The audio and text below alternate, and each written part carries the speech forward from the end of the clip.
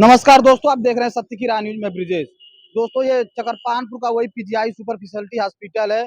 यहाँ पे बहुत लापरवाही हो रही है। इसी के बीच लोग धरना दिए। आइए इन लोगों से बात करते हैं। सर, सबसे पहले अपना पहले हमारे परिचय भाई, भाई हैं। क्या बहुत नाम है बहुत आपका? धन्यवाद आपके सभी साथियों को आए हुए हैं। मैं समाज सेवी अजित कुमार छोटू शेखुदासपुर से। जी। देखिए, हम लोग कोई किसी का विरोध नहीं है, बस हम लोग गरीब जनता के लिए हम लोग परेशान हैं। अपने हम खुद के लिए नहीं परेशान हैं, हम लोग समाज के प्रति।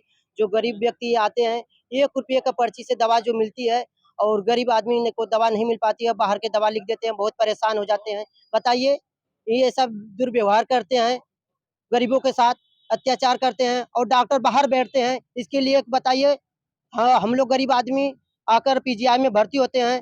यहाँ पर हम लोग बाहर डॉक्टर बैठते हैं, ना डॉक्टर मिलते हैं और ना यहाँ पर दवा मिलती है। बताइए, इसके लिए हम लोग इसीलिए ज्ञापन दिए जा रहे हैं। ज्ञापन के बाद सुधार नहीं करेंगे, इसके बाद हम लोग धरने पर उतर जाएंगे और अधिक से अधिक काफिला में उतर जाएंगे। कुछ भी हो जाएगा, हम लोग अपने के जान के लिए कुर्बान भी दे देंगे, क्योंकि गरीबों खातिर हम लोग जान मान आन मान शान है, क्योंकि हम लोग खातिर यही है। इसीलिए हम लोग आज ज्ञापन देने आए हैं और सभी युवा साथी सभी लोग यहाँ पर ज्ञापन देकर 2-4 दिन में सुधार नहीं होगा, फिर उसके लिए हम लोग सड़क पर उतर जाएंगे और हम लोग अपनी जान के कुर्बान भी गरीबों का सहाय खातिर हम लोग जान के कुर्बान कर देंगे। जय हिंद, इंकलाब जिंदाबाद। क्या कहेंगे जो पीजीआई का मामला है? देखिए, पीजीआई का मामला बहुत गड़बड़ यहाँ का है। पहली बात ये बताइए, एक गरीब आदमी, मजदूर, किसान आदमी, वो बेचारा दिन भर में कितना कमा लेता होगा? 300-400 रुपये कमाता है दिहाड़ी, ठीक है। वो दवा के लिए पीजीआई आता है, चकरपानपुर आता है और सारी दवाएं बाहर से की जाती है। बताइए, ये क्या हो रहा है? ऐसे देश चलेगा? जो गरीब आदमी बेचारा वहाँ पे खड़ा, मरीज एकदम रो रहा है लेकिन सुनवाई नहीं हो रही है। बताइए, ये सब क्या है? बताइए, ऐसा देश चलेगा? जितने स्टाफ डॉक्टर हैं सबकी नहीं, लापरवाही। देखिए, ये लोग, सबसे बड़ी बात है कि ये लोग बाहर क्यों बैठते हैं? जो समय बाहर दे रहे हैं आप यहाँ पे दीजिए, ताकि यहाँ पे मरीजों में सुधार हो, हमारा देश सुधरे, हमारा समाज सुधरे। हम लोग समाज सेवी हैं, जान की बाजी लगा देंगे। अगर नहीं सुधार होगा, अगली बार हम लोग, अजीत भाई, छोटू भाई, जितने हमारे सारे भाई युवा भाई हैं, हम लोग रोड पर उतर जाएंगे, जाम कर देंगे, पूरा जाम कर देंगे, एक कदम पीछे नहीं हटाएंगे, हम बता दे रहे हैं अब। लेकिन इस बार सुधार होना चाहिए। नहीं होगा अजीत भाई, तो आप भारी संख्या में लोग फिर आएंगे। आज आप लोगों का क्या प्लान है? क्या करेंगे आज? इस बार हम लोग ज्ञापन देंगे। हाँ, ज्ञापन देंगे। इस बार हम शांति से ज्ञापन देंगे। सुधार होना चाहिए सर, सुधार होना चाहिए। बस देखिए, हम लोग का यही है, हमारे जितने युवा साथी हैं उन लोग का यही कहना है कि इसमें इस बार सुधार होना चाहिए। सुधार, अगर सुधार नहीं होगा तो हम लोग का आंदोलन नहीं, हम लोग पूरा जाम कर देंगे। चकरपानपुर ये रास्ता पर जाम हो जाएगा, समझ लीजिए। हमारे साथ अवधेश यादव जी हैं। आइए इनसे बात करते हैं। अवधेश जी, जो मामला पीजीआई का है, इस पे क्या कहेंगे आप? मैं सबसे पहले आप पत्रकार बंधुओं का, आज जो नौजवान साथी हैं, मैं सभी का हृदय गहराई स्वागत करते हैं, धन्यवाद देता हूं। आप हमारे बहुत पुराने मित्र रहे हैं जी जी। और मैं चंद्रेश्वर कॉलेज की छात्र संघ के नेता भी रहे हैं। देखिए, ये जो सरकारी व्यवस्था, ये पीजीआई नहीं, पूरे प्रदेश के अंदर ये जो अस्पताल है, चाहे पीजीआई हो, सदर हॉस्पिटल हो, महिला हो, 100 बेड लाल तरवा में हो, 100 हॉस्पिटल आपके अतरौलिया में हो, ये पूरे उत्तर प्रदेश की जो दुर्व्यवस्था चल रही है, ये सरकारी संस्था जहाँ जहाँ पर है पूरे तरीके से ध्वस्त है। उत्तर प्रदेश के सीएम और उत्तर प्रदेश के जो स्वास्थ्य मंत्री हैं ब्रजेश पाठक जी, इन लोगों की नज़र बंद है। इन लोगों की नज़र इसलिए बंद है कि ये गरीबों को लोग कुचलना चाहते हैं। पूरी तरीके से उत्तर प्रदेश में सारी व्यवस्थाएं, सरकारी संस्थाएं पूरी तरीके से ध्वस्त है। चरम सीमा पर भ्रष्टाचार बढ़ता जा रहा है, लेकिन सरकार अपनी निगाहें बंद करके रखा है।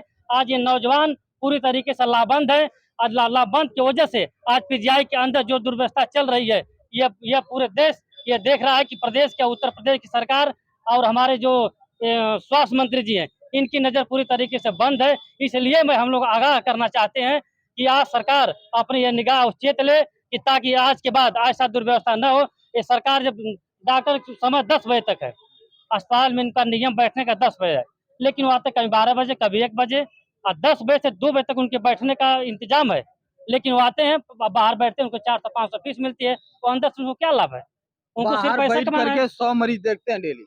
वो 100 मरीज नहीं, 200 मरीज देखते हैं, 200 मरीज देखते हैं, उनको 400-500 फीस है, उससे जोड़ लीजिए उनको कितना लाभ मिल रहा है। इस वजह से ये लोग सरकारी अंदर नहीं बैठना चाहते हैं। सरकार हालांकि उनको पेमेंट भी दे रही है, ऐसा नहीं कि वो सरकार को पेमेंट नहीं दे रही, सरकार उनको पेमेंट दे रही है, लेकिन वो सरकार की अवहेलना करते हुए ये पूरे तरीके से भ्रष्टाचार पर लिप्त है डॉक्टर।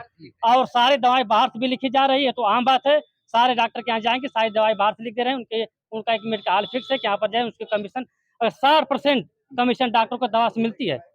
ये जानकारी होनी चाहिए आप लोगों को, पत्रकार बंधु हैं। 60% कमीशन उन लोगों को मिलता है, लेकिन इस वजह से ये लोग बाहर बैठते हैं। और सरकार को ये चाहिए कि अगर जो डॉक्टर बाहर बैठता है उसको तुरंत निलंबित कर देना चाहिए, या तो बाहर बर्खास्त कर बाइकाट दीजिए, कर दे, एकदम बर्खास्त कर देना पूरा चाहिए, बाहर बैठे। एकदम बाहर बैठे, या तो उनको बाहर बैठे। हाँ। अगर सरकारी अगर संस्था में अगर बैठ कर, क्योंकि जब बाहर बैठते हैं तो उनको सरकारी संस्था से हटा करके उनको एक तरफ बाहर बैठाया जाए, क्योंकि ये लगे कि ये सरकारी संस्था पे काबिज नहीं है। क्योंकि जो सरकारी हॉस्पिटल में मरीज आते हैं उनको सीधे बताते हैं यहाँ पे हम नहीं देख पाएंगे, बाहर आइए हमारे चेम्बर में। इसीलिए मैं बता रहा हूँ आपसे ना कि सरकार को जो डिप्टी सीएम है केशव प्रसाद मौर्य जी, वो भी जब डॉक्टरों पर सवाल, पत्रकार बंधु, कई पत्रकार बंधु जो सवाल उठाए स्वास्थ्य विभाग पर, तो इन्होंने अपने कमर कस लिए। कमर कसने का मतलब वहाँ से किनारे से बात हटा लिए। तो ऐसा नहीं होना चाहिए। ये प्रदेश सरकार को इस पर देखना चाहिए। प्रदेश सरकार को यह नियमावली तय करनी चाहिए कि सरकारी हॉस्पिटल में अक्सर गरीब लोग जाते हैं, तो सरकार को ये तय करे कि डॉक्टर को कितने बजे आना और कितने बजे जाना है, और दवा जो डॉक्टर अगर बाहर से लिख रहा है तो उसके ऊपर तुरंत कार्रवाई होनी चाहिए। ये हमारी मांग है। तो आज आप लोग क्या करेंगे? जैसे आप लोग सारे हमारे साथी आए हैं तो प्रचार जी को ज्ञापन देने के लिए, लेकिन मैं ये बताना चाहता हूँ कि प्रचार जी की एक हैसियत होती है। मैं छात्र संघ का नेता रहा हूँ, प्रचार जी की हैसियत मैं समझता हूँ कि प्रचार की हैसियत क्या होती है, लेकिन प्रचार अपनी हैसियत से यहाँ पर इन्वॉल्व नहीं हो पा रहे हैं। अगर डॉक्टरों पर अगर समय से जांच करें तो किसी डॉक्टर की हिम्मत नहीं है कि वहाँ से उठ के चला जाए। प्रचार जी की जो ताकत मिली है वो प्रचार जी अपनी ताकत दिखा नहीं पा रहे हैं। हम देखे हैं कि प्रचार की ताकत, प्रचार की हैसियत क्या होती है। यानी कहीं इसमें प्रचार की भी लापरवाही है। प्रचार की 100% लापरवाही है। जब हम लोग छात्र संघ नेता चंडेसर कॉलेज के, अगर प्रचार जी एक बार हिल जाते थे तो हम लोग एकदम जाके प्रचार जी के कमरों को बंद कर देते थे, ताला। और प्रचार जी की हिम्मत नहीं थी कि जाकर ताला खोल, जब प्रशासन आती थी तो ताला खुलता था। ये छात्र नेताओं की हैसियत होती है। और इस तरीके से अगर आंदोलन हो तो प्रचार की जो कीमत है वो प्रचार जी अपना कीमत अभी दिखा नहीं पा रहे हैं। हो सकता है उनको सरकार का दबाव हो, या हो सकता है वो अपन लापरवाही बरत रहे हैं। इसमें दो मामला हो सकता है, एक सरकार की लापरवाही और एक हो सकता है प्रचार की नाकामी। हो सकता है वो भी पैसा बैठी खा रहे हो। जो भी हो मामला, जो भी मामला हो, अगर ये भ्रष्टाचार में सारे लोग लिप्त हैं, अगर सरकार इनकी अच्छे से जांच किया जाए, और सीएमओ साहब की भी निगरानी होती है कि जा करके अस्पतालों की जांच करें। ये ऐसा नहीं कि सीएमओ साहब को जिला की नियुक्ति कर दी गई है तो जाके बैठे, ऐसा नहीं होता है। सीएमओ साहब की भी जिम्मेदारी बनती है कि जा करके हॉस्पिटल में जांच करें, जहाँ भी कमी पाए उनके खिलाफ सख्त कार्रवाई की जाए। अगर आज आप ज्ञापन देते हैं, अगर सुधार नहीं होता है तो आप क्या करेंगे? जैसे अगर सुधार नहीं होगा तो इसके भी आगे आंदोलन होगा, इससे बड़ा आंदोलन होने की संभावना है। हाँ, क्योंकि ये इतना बड़ा हॉस्पिटल है, अगर यहाँ पे सुविधा मिलती तो गरीब प्राइवेट में जाके गहना सोना चांदी अपना घर नहीं बेचते। देखिए इतना बड़ा हॉस्पिटल होने के बावजूद स्वर्गीय श्रद्धेय नेताजी ने ये अस्पताल को बनवाया, इसलिए उन्होंने बनवाए कि गरीबों की मदद हो। नेताजी हमेशा गरीबों की बात करते थे, गरीबों की खातिर गरीबों को रवैया थे, लेकिन ये सरकार पूरी तरीके से ध्वस्त है।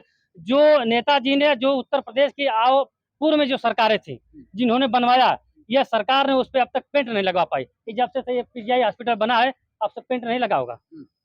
तो कहीं ना कहीं सरकार की बहुत नाकामी है और सरकार पूरी तरीके से फेल है।